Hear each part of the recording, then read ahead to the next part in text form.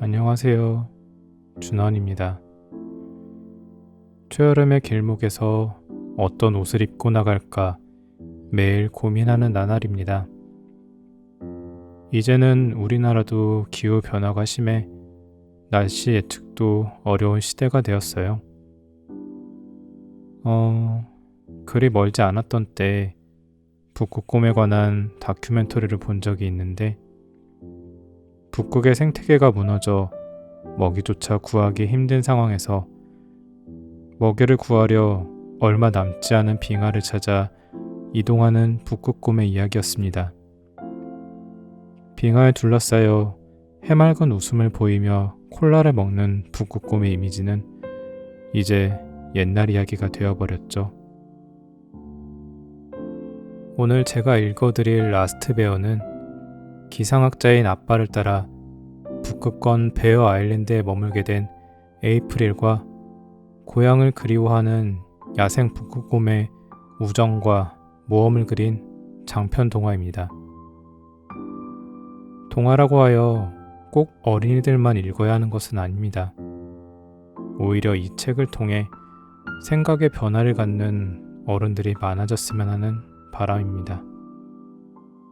결국은 무언가를 향한 사랑과 진정성이 변화를 가져올 수 있습니다.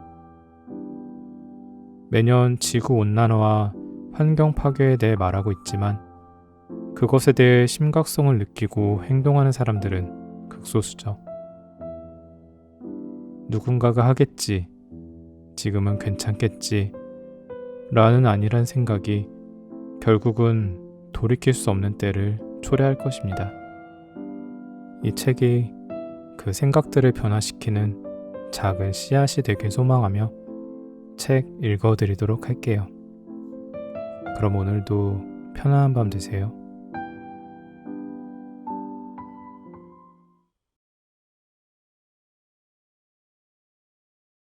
1. 편지.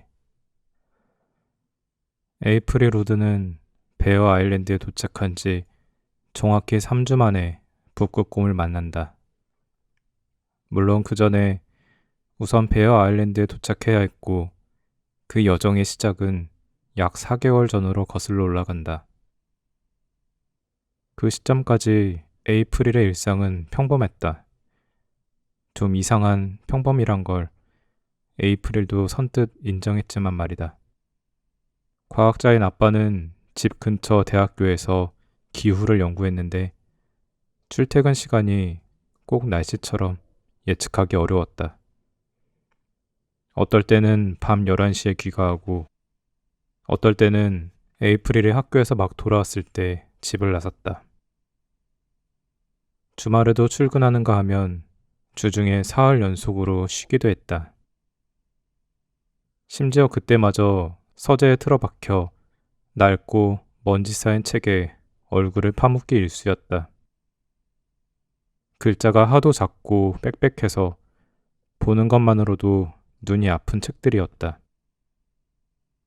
가끔 에이프릴이 차 한 잔이나 요깃거리를 가져다 주면 아빠는 자신에게 딸이 있었다는 사실도 깜빡했다는 듯이 안경을 벗고 얼떨떨한 눈으로 바라봤다.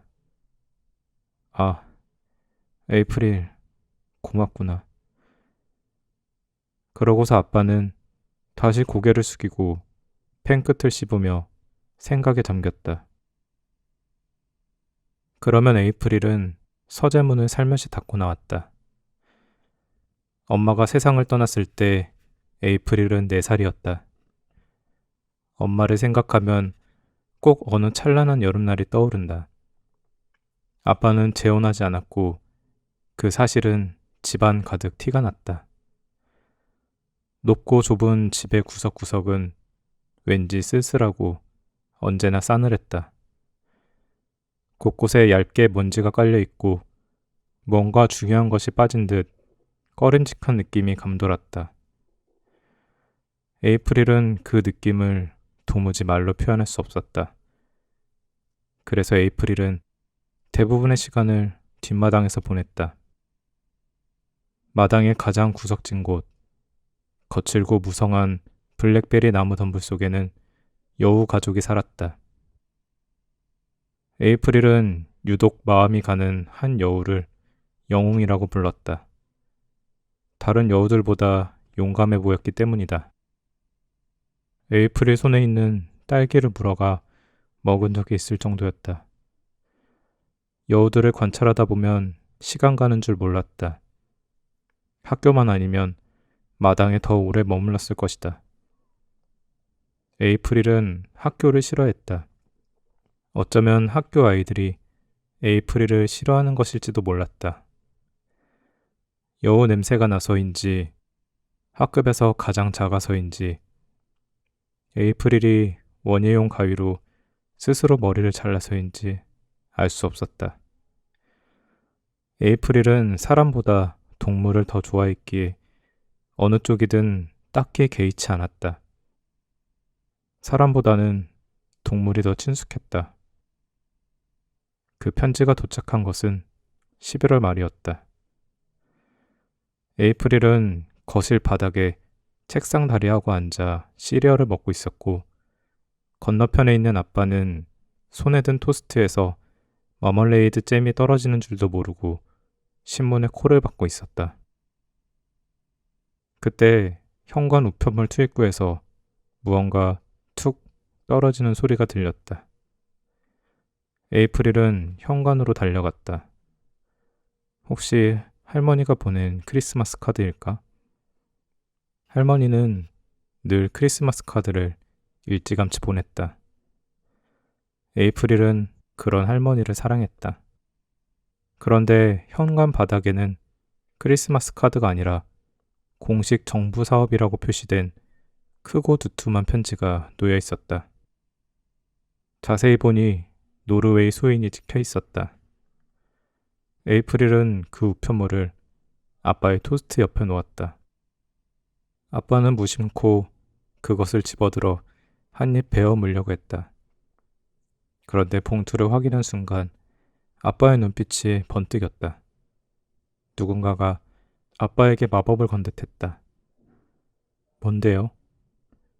에이프릴을 물었다. 우리 북극권에 갈 거야.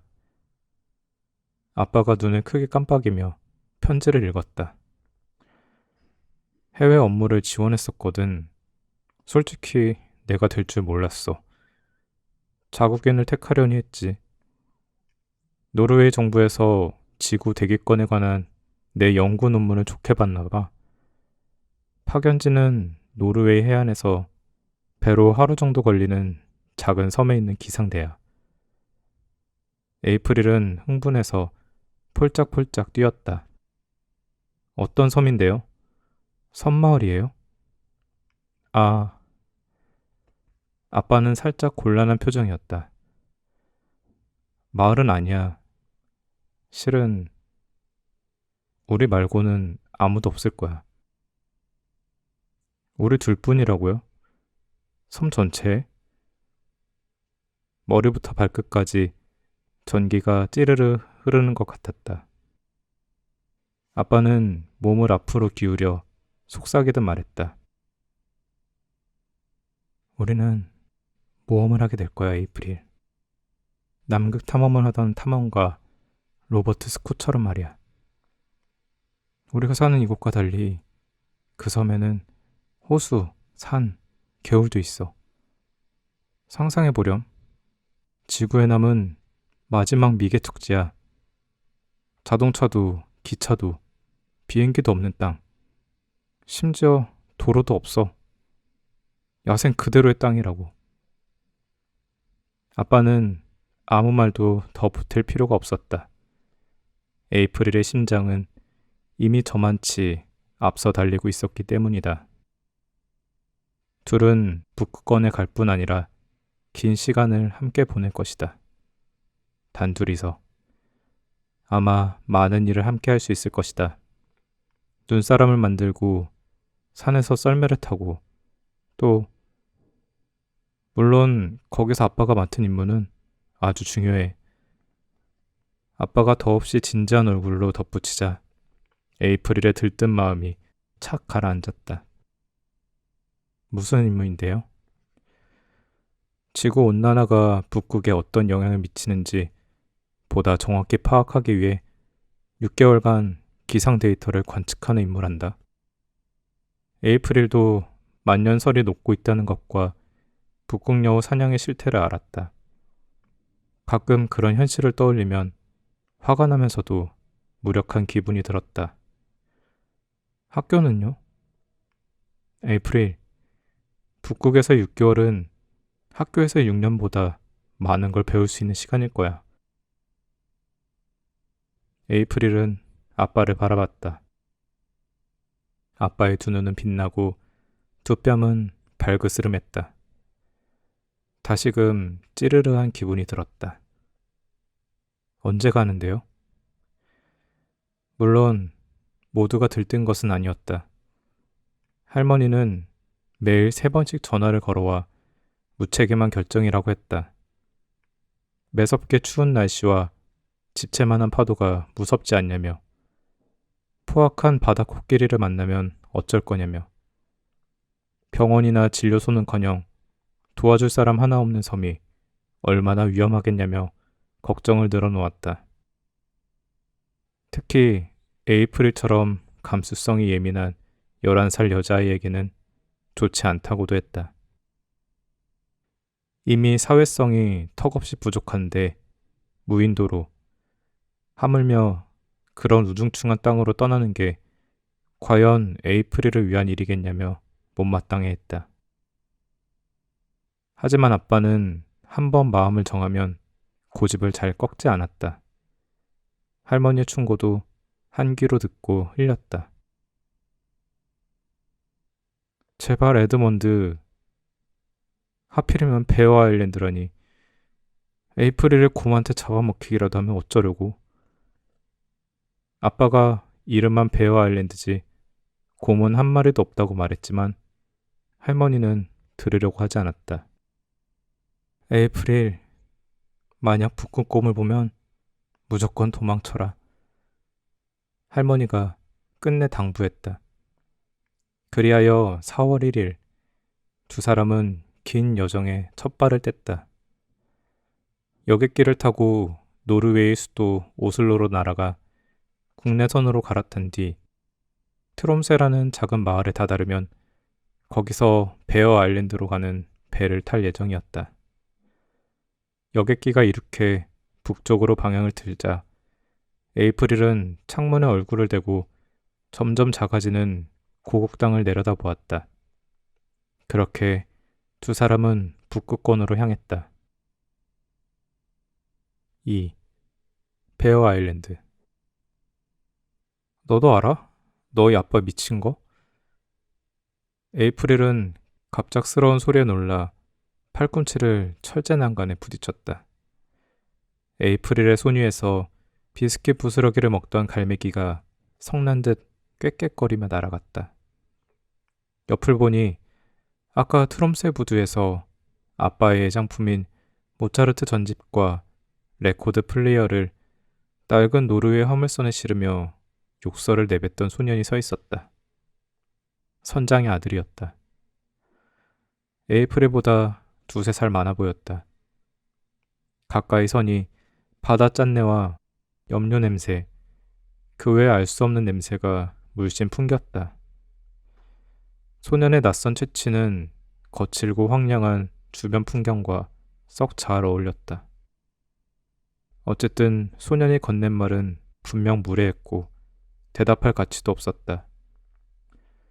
더욱이 에이프릴은 아까 먹은 땅콩버터 샌드위치가 넘어올 것 같아서 입을 열 자신이 없었다. 나라면 누워있겠어. 소년은 선박 물바지 아래 긴 의자를 가리키며 덧붙였다. 뱃멀미가 좀 가라앉을 거야. 에이프릴은 그 딱딱한 나무 의자를 미심쩍게 바라봤다.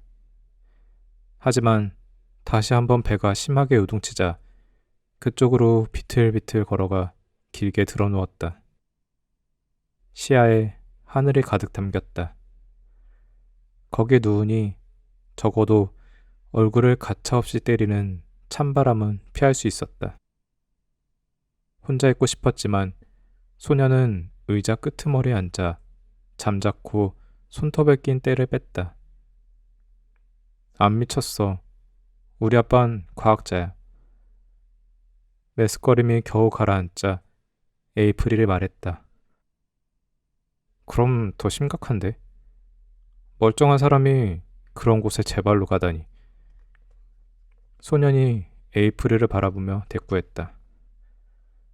우리 아빠가 그랬는데 그 섬의 기상대는 1922년부터 지키는 사람이 있었대. 맞아, 근데 여자애는 없었지. 에이프릴은 울컥해서 벌떡 일어나 앉았다. 왜 그런 말투로 말해? 내가 남자애가 아니라서 더 약하다는 뜻이야? 난 예전에 옆집 고양이를 구조하려고 우리 집 뒷마당에 있는 마로니에 나무 꼭대기까지 올라간 적도 있어. 소녀는 대답하지 않았다. 다만 크게 웃음을 터뜨렸다. 그러더니 얼룩덜룩한 하늘과 거칠게 들썩이는 바다를 향해 두 팔을 펼쳤다. 마치 지구 너머를 항해하는 것처럼 보였다. 소년이 웃음을 멈추고 물었다. 네가 이 지역에 대해 뭘 알아? 이만큼 북쪽에 와본 적 있어? 적어도 네가 아주 무례하다는 건 알아. 내가 너였다면 섬으로 가는 사람을 비웃는 대신 좀 더 유익한 조언을 해줬을 거야. 게다가 나는 미지의 땅이 두렵지 않아. 소년의 얼굴이 살짝 누그러졌다. 난 토르라고 해. 소년이 한 손을 내밀며 덧붙였다. 기분 나빴다면 미안. 아빠랑 바다 생활을 너무 오래 해서 인간 사회의 예절을 잊어버렸나 봐. 난 에이프릴 우드. 에이프릴이 손을 마주 잡았다. 소년의 손은 오래된 밧줄처럼 투박했는데 묘하게 위안이 됐다. 어떤 위기에서 꺼내줄 구명줄처럼 느껴졌다. 거기 위험해? 에이프릴이 나직하게 물었다. 야생의 땅이지. 야생의 모든 건 위험하고. 북극곰도 없다며? 토르가 고개를 끄덕였다. 없어진 지 꽤 됐지. 근데 그 아쉬운 표정 뭐야? 북극곰은 그리 친근한 동물이 아니야. 얼마나 난폭한데. 너만한 여자애는 산채로 잡아먹을걸? 에이프릴은 소년의 우쭐한 미소가 얄미워 바다로 눈길을 돌렸다. 근데 갈매기들은 어떻게 꿰인 거야? 꿰다니? 에이프릴이 소년을 마주보며 되물었다. 어떻게 네 손에 내려앉아 먹겠냐고. 깬 거 아냐. 난 그냥 동물을 안심시키는 법을 아는 거야. 에이프릴이 발끈해서 대답했다. 토르는 한쪽 눈썹을 치켜 올리며 설명을 요구했다. 가만히 들어줘야 해. 여기로. 에이프릴은 왼쪽 가슴에 손을 대고 말했다. 너 참 별난 애구나. 네가 생각했던 여자애가 아니라? 토르가 활짝 웃었다. 너무 환하게 웃어서 에이프릴도 따라 웃을 수밖에 없었다. 도착하면 마음대로 떠날 수 없는 거 알지? 6개월 뒤에 우리가 데리러 올 때까지는 섬 밖으로 한 발짝도 못 나간다. 토르가 사뭇 진지하게 말했다. 그런데 그게 다가 아닌 듯 했다. 에이프릴은 정말 하고 싶은 말을 숨기는데 능숙했다. 특히 아빠에게. 그래서 누가 비슷한 태도를 보이면 바로 알아차렸다. 토르가 숨긴 말이 무엇인지는 몰라도 알아서 나쁠 건 없기에 에이프릴은 잠자코 기다렸다. 하지만 토르는 말 대신 외투주머니에서 몽당 연필과 구겨진 종이봉투를 꺼내 뒷면에 자기 전화번호를 휘갈겨 썼다. 베어 아일랜드는 험한 곳이니까 조심하는 게 좋아. 그리고 그럴 일은 없겠지만 혹시, 아주 혹시라도 내 도움이 필요하면 이리로 연락해. 어째서 토르의 도움이 필요한지 짐작도 안 갔지만 에이프릴은 만약을 위해 외투 주머니에 봉투를 집어넣었다. 토르는 동료 선원들에게 돌아갔다. 그들의 억센 팔다리, 풍랑에 트고 갈라진 손과 강인한 얼굴에 비하면 아빠는 양피지로 만든 인간처럼 보인다는 생각이 들었다. 출항한 뒤로 아빠는 선실에 틀어박혀 새 직무 준비에 여념이 없었다. 방해받지 않고 책에 파묻혀 있고 싶을 게 뻔했다. 게다가 선실 안은 고등어 비린내로 가득했다. 에이프릴은 그대로 다시 의자에 웅크리고 누워 잠을 청했다. 육지요, 육지! 그 외침은 마치 결혼을 축하하는 교회 종소리처럼 배 전체에 메아리 쳤다. 에이프릴은 무거운 몸을 일으켰다. 드문드문 꿈을 꿔서인지 정신이 흐릿했다. 눈을 두어 번 깜빡이고 나서야 시야가 또렷해졌다. 고개를 드니 토르가 갑판에 서서 손바닥에 빵 한 덩이를 올린 채 팔을 쭉 뻗고 있었다. 하늘을 향한 얼굴은 마치 에이프릴이 학교에 처음 가던 날처럼 기대에 차 있었다. 에이프릴은 자기도 모르게 토르에게 가까이 다가갔다. 몸을 좀 가볍게 하고 잠시 숨을 멈춰. 이렇게? 토르는 어깨를 늘어뜨리고 팔에 힘을 뺐다.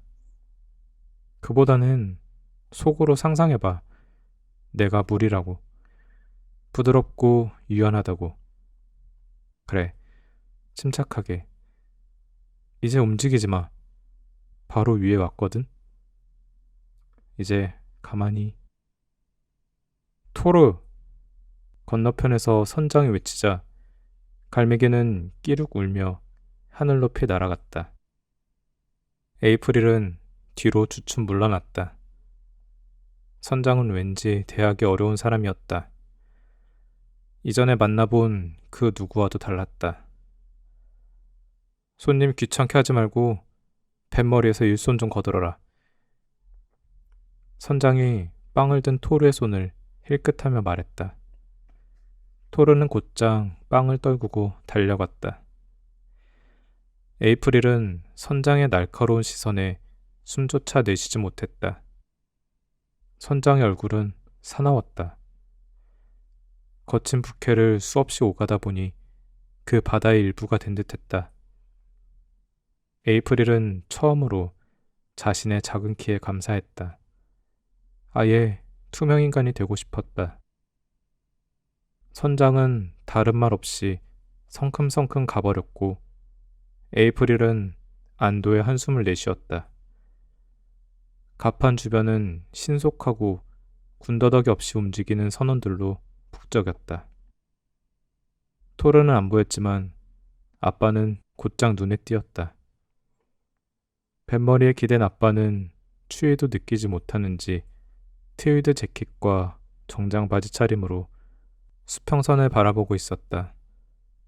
눈빛이 반짝였다. 에이프릴은 비틀걸음으로 아빠에게 다가갔다. 바다 냄새에도 불구하고 아빠가 좋아하는 박하사탕 향을 맡을 수 있었다.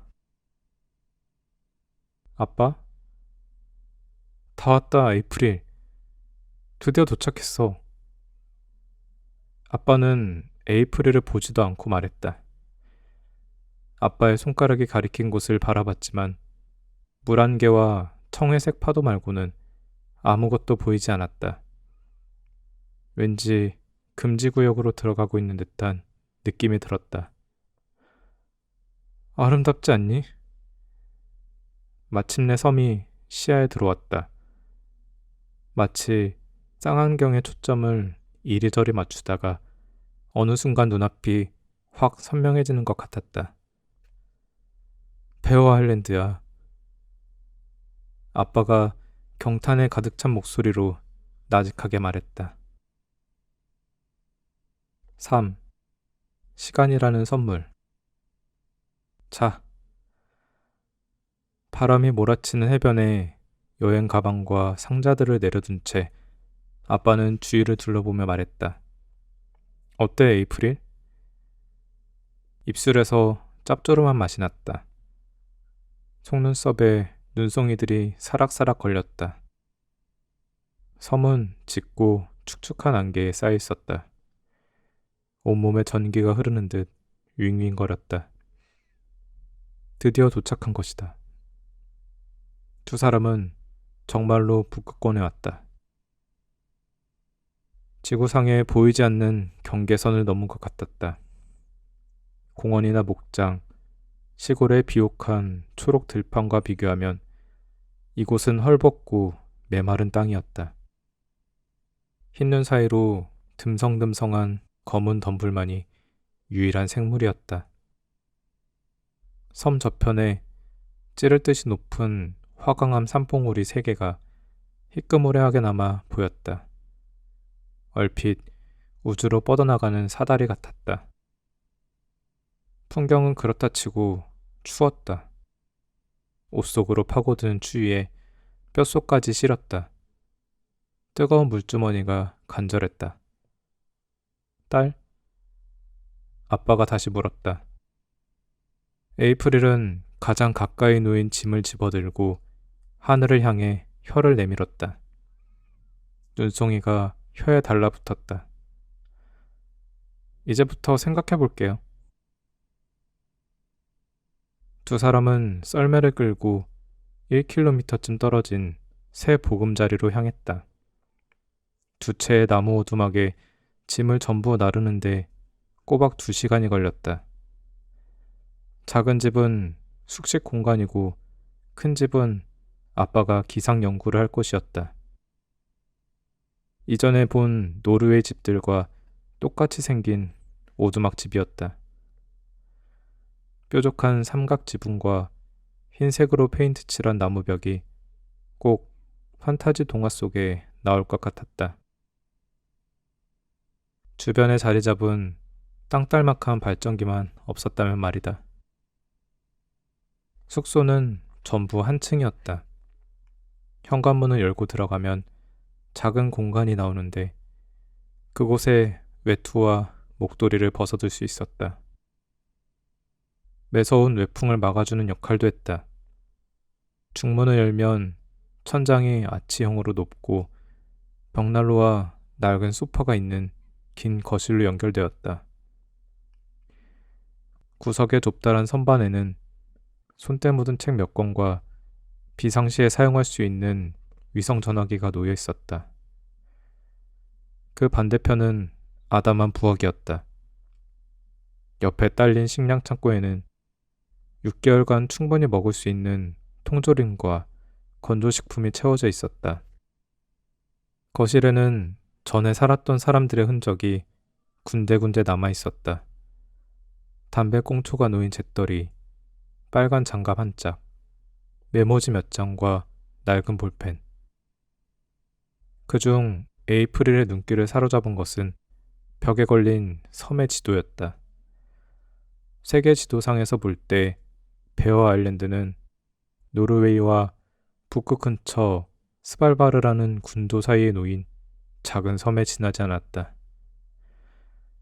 엄밀히 따지면 베어 아일랜드도 군도의 일부지만 너무 동떨어져 있어서 별개의 장소나 다름없다. 작정하고 찾아봐야 보일 만큼 작았다. 왠지 동질감이 들었다. 에이프릴은 사람들이 자신을 못 보고 지나치는 경험을 자주 했다. 기본 정보는 이미 알고 있었지만 에이프릴은 섬의 면적을 확인하려고 지도를 들여다보았다. 남북으로도 동서로도 약 16km였다. 북쪽은 산악지대고 남쪽은 대체로 저지대 평야로 이루어져 있었다. 빨간 가위표가 기상대가 있는 지점을 가리켰다. 크고 작은 만과 호수들, 아까 해변에서 본 새 산봉우리 같은 것들은 앞으로 6개월에 걸쳐 탐험하게 될 보물창고처럼 보였다. 북극곰은 없더라도 북극여우, 수천 마리의 희귀한 바다새, 어쩌면 이동 중인 고래무리를 보게 될지도 모른다는 생각이 들었다. 하지만 가장 기대되는 것은 아빠와 함께 보낼 시간이었다. 아빠, 여기서 할 게 무궁무진해요. 내일은 산에 가서 썰매를 탈까요? 에이프릴은 숨도 안 쉬고 말했다. 아빠가 아직 근처에 있는 줄 알고 휙 돌아봤지만 텅 빈 곳에 자기 목소리만 울릴 뿐이었다. 에이프릴은 실망감을 누르며 창밖을 살폈다. 아빠가 기상 관측실로 들어가 문을 닫는 모습이 보였다. 에이프릴은 한숨을 깊게 내쉬었다. 창문에 따뜻한 입김이 서렸다. 하긴 겨우 첫날이잖아. 에이프릴은 속으로 다그쳤다. 낯선 환경에 익숙해지는 게 먼저였다. 함께할 날이 6개월이나 있으니 속상해할 필요는 없었다. 아빠와 단둘이 긴 여름을 보낼 테니까. 에이프릴은 소매로 창문을 닫고 가슴을 폈다. 짐을 풀기로 했다. 1시간쯤 뒤 소파에서 반쯤 졸고 있을 때였다. 걸걸한 기침으로 목을 가다듬는 소리에 가물가물한 눈을 뜨니 아빠가 다정한 눈으로 내려다보고 있었다. 아빠! 아빠는 헝클어진 머리를 쓸어 넘기며 몇 번 더 목을 가다듬더니 에이프릴의 손에 단정히 포장된 선물 상자를 들이밀었다. 가끔 깜짝 선물을 건네는 아빠라서 그리 놀랍진 않았다. 아빠가 생일을 깜빡할 때마다 크게 서운하지 않았던 것도 그래서다. 상자를 열어보니 달처럼 은은히 빛나는 얇은 은시계가 나타났다. 그래. 아빠는 신중히 말을 골랐다. 여긴 우리 둘뿐이야. 아주 특별한 상황이고 아마 남들은 이해 못하겠지. 네 할머니처럼 말이야. 공항에서 배웅하던 할머니의 눈물바람이 떠오르자 에이프릴은 움찔했다. 하지만 이런 지역은 자연의 신비로 가득하지. 사람들은 수세기에 걸쳐 이 땅을 찾아왔어. 연구를 위해, 발견을 위해. 또 때로는 스스로도 이해할 수 없는 이유로 온 사람도 있었어. 아빠는 두어 번 마른 침을 삼켰다. 갑자기 아빠가 얇고 연약한 책처럼 보였다. 아마도 그게 내가 여기 온 이유일 거야. 오래전에 잃어버린 무언가를 찾기 위해서.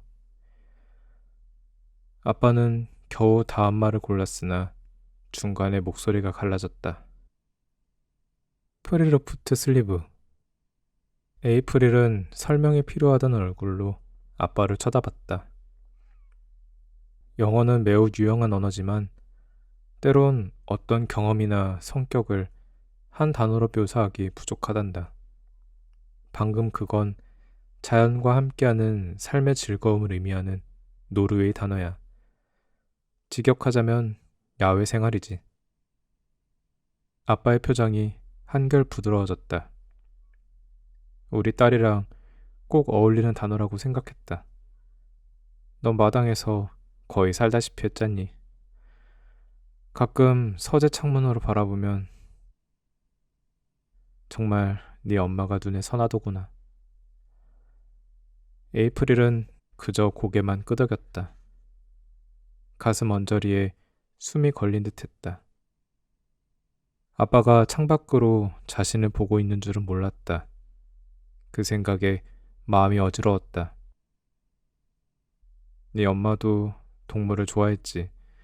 특히 야생동물. 어떤 유대감 같은 게 있었어. 심지어 동물들도 말을 한다고 하더구나. 인간들이 듣는 법을 잊어버린 거라면서 말이야. 네 엄마는 그런 사람이었어.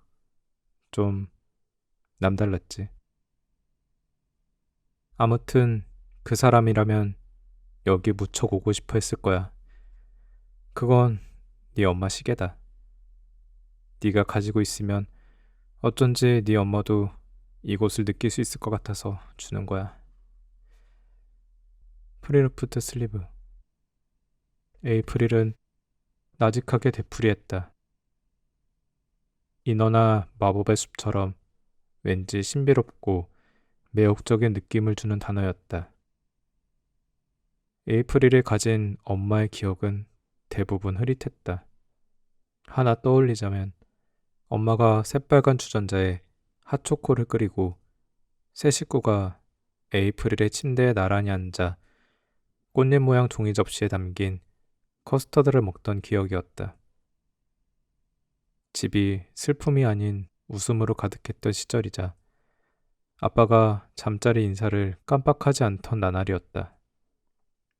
부모님은 잠자리에서 동화를 읽어주는 대신 동물 이야기를 번갈아 해주었다.